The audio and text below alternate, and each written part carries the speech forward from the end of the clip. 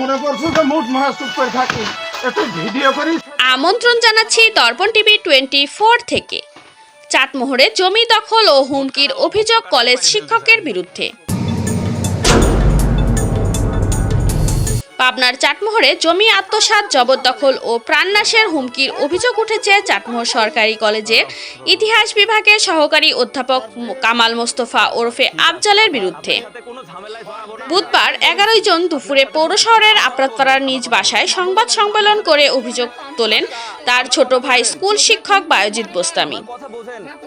বায়জিৎ জানান, বাবা মায়ের মৃত্যুর পর উত্তরাধিকার সূত্রে প্রাপ্ত জমি চাইলে বড় ভাই হুমকি ও ভয়ভীতি দেখান।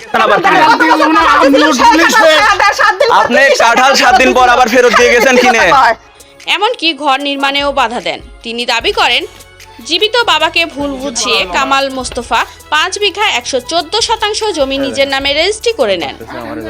মঙ্গলবার 10 জুন থানার লিখিত অভিযোগ দিয়েছেন তিনি।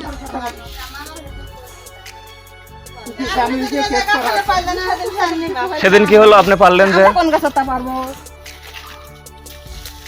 2 বছর আমরা খাবো, তাই নাকি? হ্যাঁ তারপর কেবল 2 বছর খাবেন? 2 বছর খাইছে। কেবল 2 বছর খাইছি। নাম না আমাকে ফেলাও না, এই বস্তা ফেলে জায়গার উপর আমার কেস করা আছে। কোন জায়গায়? এই জায়গা, এই জায়গার উপর কোনো কেস করা নাই। না জানে বলিস না, আস্তে করে ফেলাবে, আপনার করবি। তর্ক করবি না, কথা বলবি না।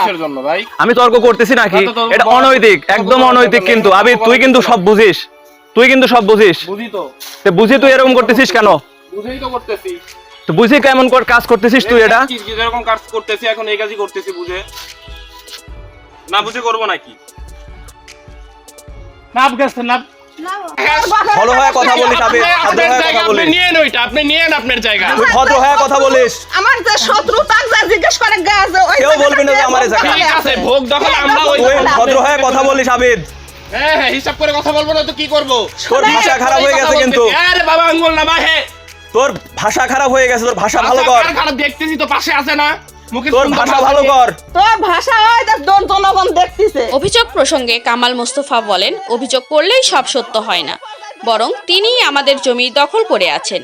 এ ঘটনায় এলাকায় উত্তেজনা বিরাজ করছে। ভুক্তভোগী পরিবার প্রশাসনের হস্তক্ষেপ কামনা করছে।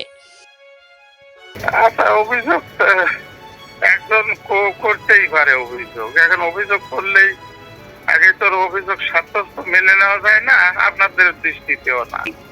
পারিবারিক জমি জাতির যে সকল বিষয় আদি আছে, আমরা ইতিপূর্বে কি করেছি করি নাই এসবগুলোর জন্য ও কি করেছে, বহু জমি জমা দখল করে খাচ্ছে, তার এখানে কোনো কথা বলার মতো অবস্থা নাই, বিধায় ওখানে গেছে। তাহলে ভাই বেড়াদার পরিবার পরিজন জ্ঞাতি গোষ্ঠী এক জায়গায় বসবাস করলে কত জমি থাকে, প্রভাব খাটা সবকিছু করা যায় না।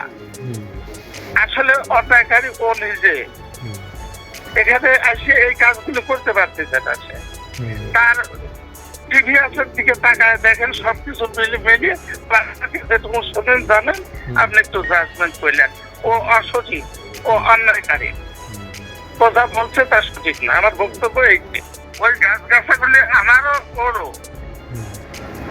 কিন্তু ঘেয়া বেড়াতে সে 3-4 বছর যাবত ওইভাবে একটা না, ওর ভিতরেই যেতে চায় না আমার। দর্শক, এতক্ষণ দর্পণ টিভি 24 এর সাথে থাকার জন্য ধন্যবাদ।